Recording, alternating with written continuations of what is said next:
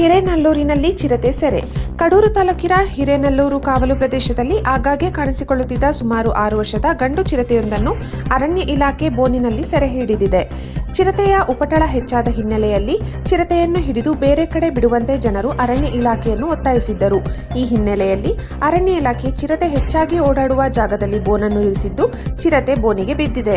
ಬೋನಿನಲ್ಲಿ ಸೆರೆಸಿಕ್ಕ ಚಿರತೆಯನ್ನು ಮುತ್ತೋಡಿ ಅರಣ್ಯ ಪ್ರದೇಶಕ್ಕೆ ಬಿಡಲಾಗುವುದು ಎಂದು ವಲಯ ಅರಣ್ಯ ಅಧಿಕಾರಿ ಹರೀಶ್ ತಿಳಿಸಿದರು. ವರದಿ ಸೊಲ್ಲಾಪುರ ಎಸ್ ಶಿವಮೂರ್ತಿ, ಅಜ್ಜಂಪುರ, ಟಿವಿ 13 ಕರ್ನಾಟಕ.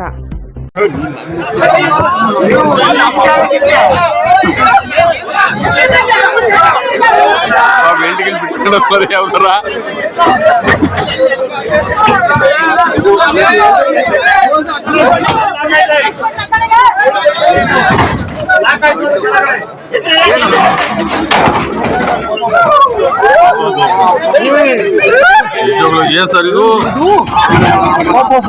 ನೋಡ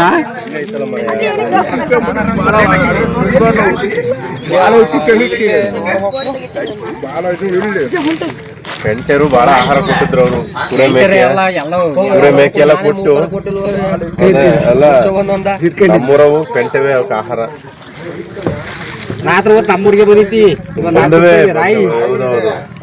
ಅವತ್ತಿಂದಲೇ ಮತ್ತೆ ಬೋರಿಕಿರೋದು.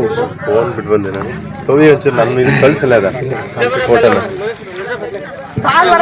ಬಂದ್ರೆ ಡಿಪಾರ್ಟ್ಮೆಂಟ್ ಅವ್ರು ಬಂದ್ರು ನೋಡಪ್ಪ. ಬಿಡ್ರ ಜಾಗ ಬಿಡಲ್ಲ.